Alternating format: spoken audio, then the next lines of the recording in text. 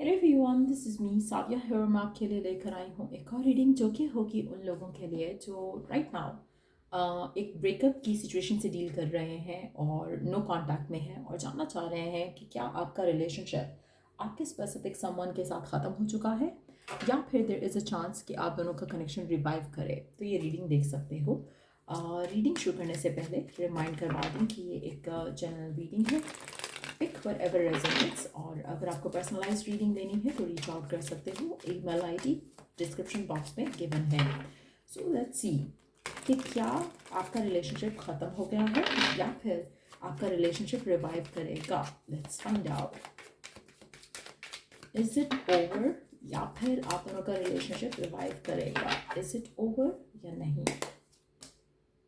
Divine intervention, breakup forever, storm, turmoils ahead, twin flame, divine connection, competition, another woman, ex-lover, spark, friends, influences. Okay, underneath the deck we do have a single parent and responsibilities.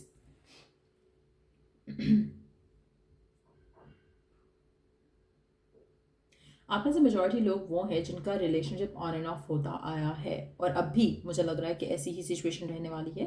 आपका relationship ना तो ख़त्म हुआ है ना ही ख़त्म होगा। ऐसा लग रहा है कि यहाँ पर एक फेमिनिन फिगर बहुत ज़्यादा रोल प्ले कर रही है, चाहे वो आपके एंड से है चाहे वो आपके पर्सन के एंड से है। ये फेमिनिन फिगर जो है आप दोनों के दरम्यान में इश्यूज़ क्रिएट करती है या इस फेमिनिन फिगर की वजह से आप दोनों के दरम्यान में इश्यूज़ क्रिएट होते हैं।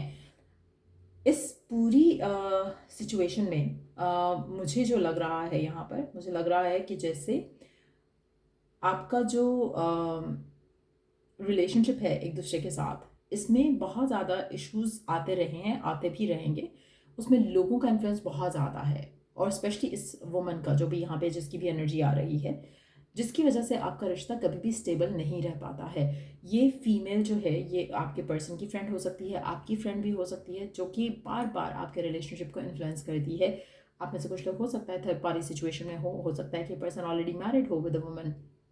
उस तरह की सिचुएशन भी हो सकती है जिसकी वजह से आपका रिलेशनशिप इसके साथ बार बार रिवाइव तो हो सकता है लेकिन बार बार ख़त्म भी हो जाता है, क्योंकि ये पर्सन कहीं ना कहीं उस वजह से आपको वो सब नहीं दे पाते हैं जो वो देना चाहते हैं, क्योंकि they are already either taken या फिर शादी हो चुकी है, एंगेजमेंट हो चुकी है, या कोई और पर्सन उनकी लाइफ में बहुत डोमिनेंट है उनकी ज़िंदगी पे, उनके लाइफ के रिलेशन डिसीजंस के ऊपर। तो वो भी एक पॉसिबिलिटी दिख रही है। क्या आपका कनेक्शन ख़त्म होगा वो भी नहीं दिख रहा है। क्या कनेक्शन आपका चल पाएगा सीधे रास्ते और आगे चल पाएगा कमिटमेंट की तरफ, इंगेजमेंट, मैरिज, उस तरह की सिचुएशन कुछ डेवलप हो पाएगी, वो भी यहाँ पर सिचुएशन जो है वो दिख नहीं रही है। ऐसा लग रहा है कि आपका रिलेशनशिप आपके पर्सन के साथ जैसा अभी है वैसा ही आगे भी रहेगा। आप दोनों का अगर पैचअप होता है फिर कोई इशू आएगा, फिर आप दोनों का दरम्यान में फिर से सेपरेशन होगी, फिर से कोई इशू आएगा, फिर से इस तरह की सिचुएशन जो है ऑन एंड ऑफ वाली जो है वो चलती रहेगी। आप में से मेजॉरिटी लोगों के लिए मुझे लगता है कि आपके पर्सन के फ्रेंड्स या आपके फ्रेंड्स भी काफ़ी हद तक आप दोनों को सेपरेट करने का रोल प्ले करते हैं और इस वजह से ये रिलेशनशिप जो है कभी भी उस तरह से हील नहीं हो पाएगा, उस तरह से रिवाइव नहीं कर पाएगा जैसा कि शायद आप चाहते हो या आपका पर्सन चाहता है। बहुत ज़्यादा इसमें इस रिलेशनशिप में जो है लोगों का इन्फ्लुएंस काफ़ी ज़्यादा लग रहा है यहाँ पर। जितना मर्जी आप इस कनेक्शन को नरिश करना चाहो, जितना मर्जी आप इस कनेक्शन को रिवाइव करना चाहो, उतना उसका कोई एक्चुअल में फ़ायदा नहीं हो रहा है, उसका कोई रिवॉर्ड नहीं मिलेगा। जितना ज़्यादा आप इस चीज़ को वर्कआउट करना चाहोगे उतना ज़्यादा आपको फॉल अपार्ट करती दिखेंगी चीज़ें। सो कहीं ना कहीं मुझे लगता है कि जब भी आप शायद एक दूसरे के साथ आते हो तब भी आपके मन में एक फियर होता है, पता नहीं इस दफ़ा ये लास्ट करेगा या नहीं करेगा, इस दफ़ा कनेक्शन जो है सही रहेगा या नहीं रहेगा। सो तो वो एक हीलिंग भी नहीं हो पाती है, जिसकी वजह से अगेन आप वही अट्रैक्ट करते हो जिसका फियर होता है कि फिर से ख़त्म मत हो जाए, फिर से पर्सन ऐसा ना हो जाए, फिर से पर्सन वैसा ना हो जाए, फिर से पर्सन दूसरों की वजह से मुझे ना छोड़ दे। तो वो जो फियर है वो बार बार स्ट्रांगली आपके रिलेशनशिप को इन्फ्लुएंस करता है। आप फिर से वही चीज़ें मैनिफेस्ट करते हो, वही ब्रेकअप मैनिफेस्ट करते हो, and then you come back together, then breakup, then come back together. तो वो सिचुएशन जो है ऐसा लग रहा है कि नेवर एंडिंग सिचुएशन है आप दोनों के दरम्यान में, और इस वजह से ये रिलेशनशिप मुझे कहीं जाता दिख नहीं रहा। ऐसा लग रहा है कि एक एक एक विशियस साइकिल है जो कि कंटिन्यूसली चल रहा है और आगे भी चलता रहेगा, जिसमें कुछ स्टेबिलिटी आने के चांसेस नहीं दिख रहे। अगर आप इवन के मैरिड भी हो इस इंसान के साथ तो भी आप दोनों का तो पैचअप हो भी जाता है, फिर से डिफरेंसेस, फिर से इश्यूज, फिर से सिचुएशन जो है ख़राब होगी ही होगी। सॉरी करोगे एक दूसरे से, फिर से रिवाइव करने की कोशिश करोगे, नहीं हो पाएगा। सो मेजॉरिटी लोगों के लिए ये रिलेशनशिप जो है ऑन एंड ऑफ ही रहेगा।